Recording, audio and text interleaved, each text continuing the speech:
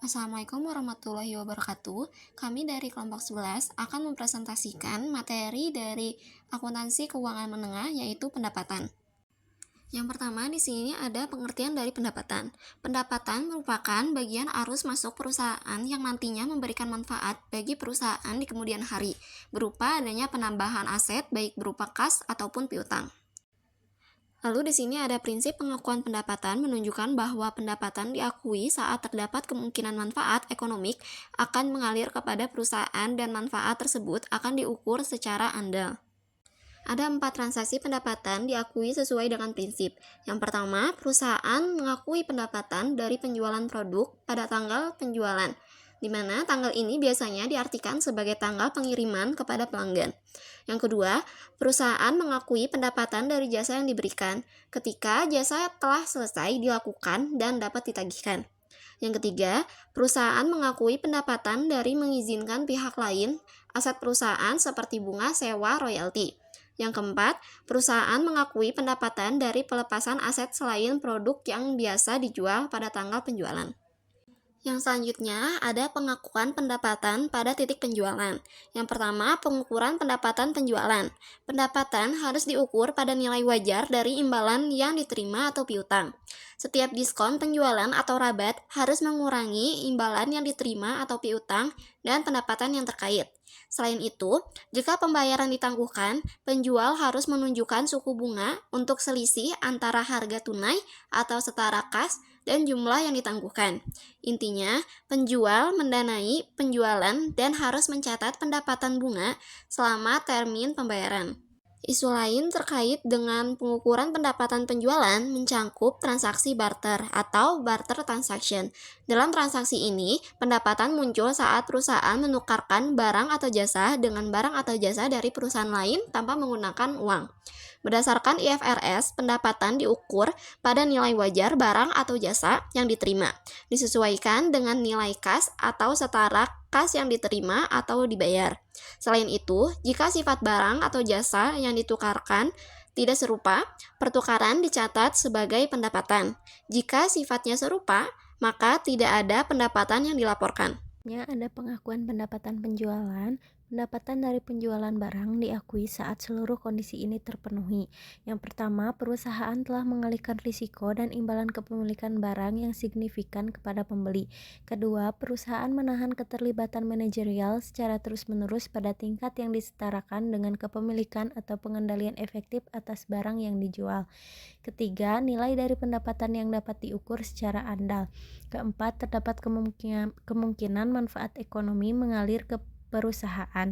Dan kelima, biaya yang telah atau akan terjadi dapat diukur secara andal. Selanjutnya ada penjualan buy and hold. Penjualan buy and hold terjadi saat pembeli belum siap menerima barang, tetapi telah mengambil hak milik dan menerima tagihan. Jika periode waktu penting berlalu sebelum pembayaran, piutang usaha harus didiskontokan. Hal ini karena mungkin salah satu kondisi tersebut tidak dapat terpenuhi, misalnya termin pembayaran biasa. Selanjutnya ada subjek penjualan untuk instalasi atau inspeksi. Perusahaan seringkali menjual berbagai barang, misalnya peralatan teknologi yang harus dipasang di gedung atau pabrik pelanggan. Hanya jika instalasi bersifat sederhana, misalnya instalasi alat penerima yang hanya harus dikeluarkan dari pembungkus dan disambungkan dengan arus listrik dan antena, pendapatan diakui saat dikirimkan. Prinsip yang sama juga digunakan untuk inspeksi. Lalu ada penjualan layawai. Beberapa perusahaan menjual barang dengan basis angsuran. Akibatnya, perusahaan menahan barang-barang tersebut sampai pembayaran akhir dilakukan. Barang-barang ini sering kali disebut sebagai penjualan layawai atau layawai sales karena barang-barang tersebut ditahan dan dikirimkan hanya saat pembeli melakukan pembayaran akhir. Lalu ada penjualan dengan hak pengembalian. Permasalahan khusus terjadi dengan hak untuk pengembalian dan penyisihan. Tidak peduli apakah penjualan dilakukan secara tunai maupun kredit. Perusahaan tertentu memiliki tingkat pengembalian yang tinggi, yakni rasio yang tinggi antara barang dagang yang dikembalikan terhadap penjualan, di mana mereka merasa perlu untuk menunda mengakui pendapatan penjualan. Lalu ada penjualan dengan perjanjian pembelian kembali. Untuk penjualan dengan perjanjian pembelian kembali, syarat-syarat yang ada dalam perjanjian perlu dianalisis untuk meyakinkan bahwa dalam substansinya penjual telah mengalihkan risiko dan imbalan kepemilikan kepada pembeli. Selanjutnya ada hubungan prinsipal atau agen. Jumlah yang ditagihkan atas nama prinsipal bukanlah pendapatan agen. Sebagai gantinya, pendapatan untuk agen adalah jumlah komisi yang diterimanya.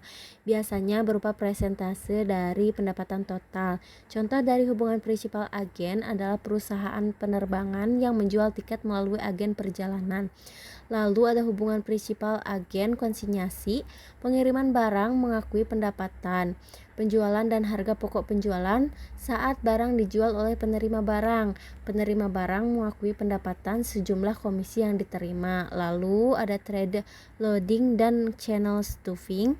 Kecuali jika pengembalian dapat diukur secara andal, pendapatan tidak boleh diakui hingga barang terjual oleh distributor kepada pihak ketiga.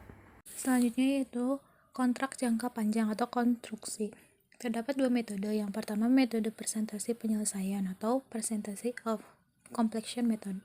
Perusahaan mengakui pendapatan dan laba bruto setiap periode berdasarkan kemajuan konstruksi yang dicerminkan dalam metode presentasi penyelesaian. Perusahaan mengakumulasi biaya konstruksi ditambah laba bruto yang diperoleh sampai saat ini dalam akun persediaan atau pembangunan dalam proses, dan mengakumulasi penagihan kemajuan dalam akun kontra persediaan atau penagihan untuk pembangunan dalam proses. Metode presentasi penyelesaian mengakui pendapatan, biaya, dan laba bruto saat perusahaan membuat kemajuan dalam menyelesaikan kontrak jangka panjang. Yang kedua yaitu metode pemulihan biaya atau cost recovery atau zero profit method. Dalam beberapa kasus, pendapatan hanya diakui sebesar biaya yang dikeluarkan yang diharapkan dapat dipulihkan. Setelah seluruh biaya diakui, maka keuntungan diakui. Perusahaan mengakumulasikan biaya konstruksi dalam akun persediaan atau pembangunan dalam proses, dan perusahaan mengakumulasi perkembangan penagihan dalam akun kontra persediaan atau penagihan pada pembangunan dalam proses. Selanjutnya yaitu mengukur kemajuan menuju penyelesaian. Perusahaan mengidentifikasi berbagai tindakan atau biaya yang dikeluarkan, jam kerja, dan produksi, jumlah lantai yang telah diselesaikan, dan sebagainya, dan mengklasifikasikannya sebagai ukuran input atau output. Ukuran input atau input measure, biaya yang dikeluarkan, jam kerja adalah usaha yang ditujukan untuk kontrak. Ukuran output atau output measure dengan satuan ton yang dihasilkan, jumlah lantai bangunan telah diselesaikan, dan mil dari jalan raya yang telah diselesaikan. Menunjukkan hasil. Ukuran input dan output tidak berlaku secara universal untuk semua proyek jangka panjang. Penggunaannya membutuhkan penilaian objektif dan kehati-hatian dalam menyesuaikan ukuran dengan keadaan. Selanjutnya yaitu metode pemulihan biaya atau zero profit. Sepanjang tahap awal dari kontrak, perusahaan seperti Alcatel-Lucent atau VRA mungkin tidak dapat memperkirakan hasil penjualan kontrak konstruksi jangka panjang dengan andal. Meskipun demikian, Alcatel-Lucent yakin bahwa mereka akan dapat memulihkan biaya kontrak yang dikeluarkan. Dalam kasus ini, Alcatel-Lucent menggunakan metode pemulihan biaya atau cost recovery method, atau kadang-kadang disebut metode zero profit. Metode ini mengakui pendapatan hanya dari pengeluaran biaya yang diekspektasi dapat dipulihkan. Setelah seluruh biaya telah dikeluarkan, laba bruto dapat diakui. Selanjutnya yaitu kerugian kontrak jangka panjang. Dalam kontrak jangka panjang, perusahaan dapat mengalami dua jenis kerugian. Yang pertama, kerugian pada periode berjalan atas pada kontrak yang menguntungkan. Kondisi ini muncul ketika selama konstruksi terjadi kenaikan yang signifikan dalam estimasi total biaya kontrak. Tetapi kenaikan tersebut tidak menghilangkan seluruh laba pada kontrak. Dengan metode presentasi penyelesaian, estimasi kenaikan biaya membutuhkan penyesuaian di periode berjalan atas laba bruto yang diakui pada periode sebelumnya. Perusahaan mencatat penyesuaian ini sebagai kerugian pada periode berjalan karena hal tersebut adalah peristiwa perubahan estimasi akuntansi. Yang kedua, kerugian atas kontrak yang tidak menguntungkan. Estimasi biaya pada akhir periode berjalan mungkin menunjukkan bahwa akan terjadi kerugian pada saat keseluruhan kontrak telah diselesaikan. Dalam metode presentasi penyelesaian maupun metode pemulihan biaya, perusahaan harus mengakui seluruh kerugian kontrak yang diekspektasi pada periode berjalan. Selanjutnya yaitu kerugian kontrak jangka panjang. Sebagaimana saldo akun penagihan tidak dapat melebihi harga kontrak, saldo akun konstruksi dalam proses juga tidak dapat melebihi harga kontrak. Dalam keadaan di mana saldo konstruksi dalam proses melebihi tagihan, perusahaan dapat mengurangi kerugian yang diakui dari angka akumulasi biaya pada laporan posisi keuangan. Artinya, dengan metode presentasi penyelesaian dan pemilihan biaya, cadangan kerugian atau kredit dapat digabungkan dengan konstruksi dalam proses, sehingga mengurangi saldo persediaan. Selanjutnya, yaitu pengungkapan dalam laporan keuangan. Kontraktor konstruksi biasanya membuat beberapa pengungkapan laporan keuangan yang spesifik selain yang dibutuhkan oleh semua bisnis. Pada umumnya, pengungkapan tambahan tersebut dibuat dalam catatan atas laporan keuangan. Misalnya, kontraktor konstruksi harus mengungkapkan hal-hal berikut, seperti pendapatan yang diakui selama periode tersebut dan metode yang digunakan untuk menentukan pendapatan kontrak dan tahapan penyelesaian. Untuk kontrak yang masih berjalan, perusahaan harus mengungkapkan jumlah keseluruhan biaya yang dikeluarkan dan mengakui laba neto, jumlah uang muka yang diterima, dan jumlah retensi. Setiap aset atau liabilitas kontingensi yang terkait dengan kontrak bersangkutan juga diungkapkan. Selanjutnya ada soal materi 1, jelaskan penjualan bill and hold, kapan pendapatan diakui dalam situasi ini.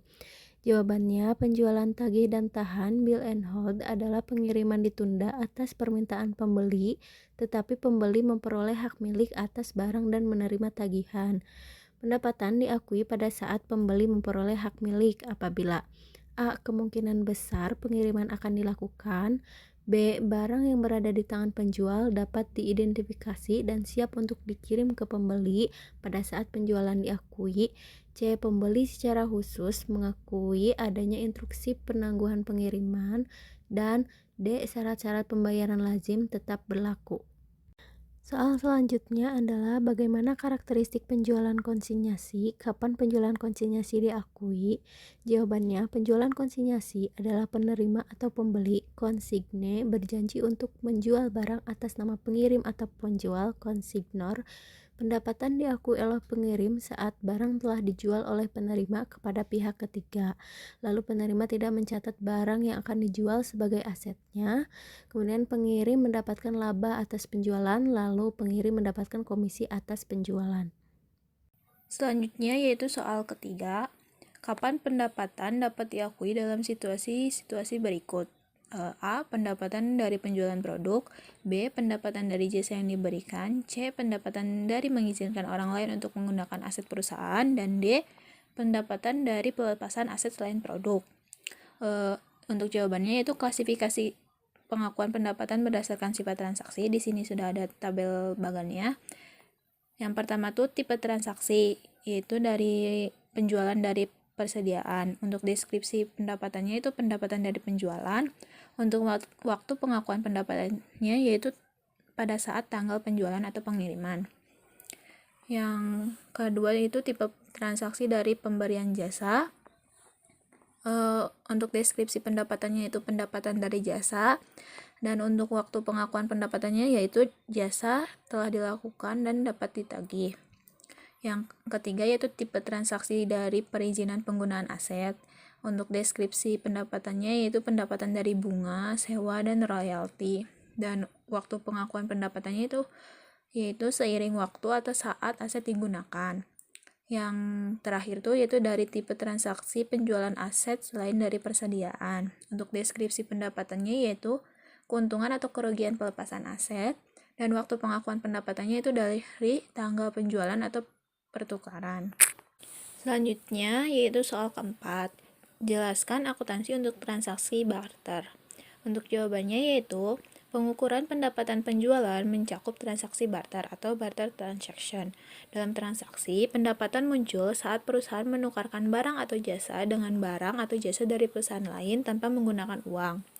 Misalnya, perusahaan internet dapat menukarkan hak untuk memasang iklan di situasi perusahaan lain, dan sebaliknya, atau seorang jaksa memberikan jasa hukum kepada kliennya dan klien tersebut memberikan saham biasa kepada jaksa sebagai imbalan. Isu yang ada di sini adalah menentukan bagaimana mengukur pendapatan pada nilai wajar atas apa yang diterima. Lalu yang selanjutnya ada soal nomor 5. Pertanyaannya itu adalah apa saja dua metode dasar akuntansi untuk kontrak konstruksi jangka panjang? Tunjukkan keadaan yang menentukan kapan salah satu dari metode ini harus digunakan. Jawabannya itu ada dua metode dasar akuntansi untuk kontrak konstruksi jangka panjang, yaitu yang pertama metode persentase penyelesaian. Perusahaan mengakui pendapatan dan laba bruto setiap periode berdasarkan kemajuan konstruksi yang dicerminkan dalam metode persentase penyelesaian. Perusahaan mengakumulasi biaya konstruksi ditambah laba bruto yang diperoleh sampai saat ini dalam akun persediaan atau pembangunan dalam proses, dan mengakumulasi penagihan kemajuan dalam akun kontra persediaan atau penagihan untuk pembangunan dalam proses. Yang kedua itu ada metode pemilihan biaya, di mana dalam beberapa kasus pendapatan hanya diakui sebesar biaya yang dikeluarkan yang diharapkan dapat dipulihkan. Setelah seluruh biaya diakui, maka keuntungan diakui. Perusahaan mengakumulasikan biaya konstruksi dalam akun persediaan atau pembangunan dalam proses, dan perusahaan mengakumulasi perkembangan penagihan dalam akun kontra persediaan atau penagihan pada pembangunan dalam proses. Lalu pada soal ini kita diminta untuk tunjukkan keadaan yang menentukan kapan salah satu dari metode ini harus digunakan. Jawabannya, perusahaan harus menggunakan metode persentase penyelesaian saat estimasi kemajuan menuju penyelesaian pendapatan dan biaya dapat diestimasi dengan andal dan seluruh kondisi berikut terpenuhi. Yang pertama, total pendapatan kontrak dapat diukur dengan andal. Yang kedua, kemungkinan besar bahwa keuntungan ekonomi yang terkait dengan kontrak akan mengalir ke perusahaan. Yang ketiga, biaya kontrak untuk menyelesaikan kontrak dan tahap penyelesaian kontrak pada akhir periode pelaporan dapat diukur dengan andal. Dan yang keempat, biaya kontrak yang dapat diatribusikan pada kontrak dapat diidentifikasi dengan jelas dan diukur dengan andal, sehingga biaya kontrak aktual yang terjadi dapat dibandingkan dengan perkiraan sebelumnya. Lalu yang selanjutnya, perusahaan harus menggunakan metode pemulihan bila salah satu dari kondisi berikut berlaku. Yang pertama, apabila perusahaan tidak dapat memenuhi persyaratan untuk menggunakan metode persentase penyelesaian, atau yang kedua, apabila ada bahaya inheren dalam kontrak di luar risiko bisnis normal dan berulang. Lalu yang selanjutnya ada soal kasus, di mana soalnya ini adalah Jupiter Company menjual barang yang memiliki biaya 500.000 kepada Marspeak seharga 700.000 dolar dengan pembayaran jatuh tempo dalam 1 tahun. Harga tunai untuk barang-barang tersebut adalah 610.000 dolar dengan pembayaran jatuh tempo dalam 30 hari. Jika Marspeak membayar segera setelah pengiriman, maka mereka akan menerima diskon tunai sebesar 10.000 dolar. Yang di sini dimintanya itu yang pertama atau A, buatlah jurnal untuk mencatat transaksi ini pada tanggal penjualan. Lalu yang kedua atau B, berapa banyak pendapatan yang harus dilaporkan Jupiter untuk semua tahun. Lalu jawabannya yang pertama atau A, di debitnya itu catatan piutang sebesar 600.000. Lalu di kreditnya ada penjualan sebesar 600.000. Nah, 600.000-nya ini didapat dari 610.000 dikurangi 10.000. Lalu yang nomor 2 atau B, di debitnya ini ada pendapatan penjualan sebesar 600.000 dari soal yang A tadi. Lalu yang kedua itu di debitnya itu ada pendapatan bunga. Itu sebesar 100.000. 100.000-nya ini adalah diskon. Lalu yang selanjutnya itu ada kreditnya. Kreditnya itu adalah total pendapatan sebesar 700.000. 700.000 ini adalah hasil penjumlahan dari 600.000 ditambah 100.000. Sekian dari kelompok kami, mohon maaf bila ada salah kata. Wassalamualaikum warahmatullahi wabarakatuh.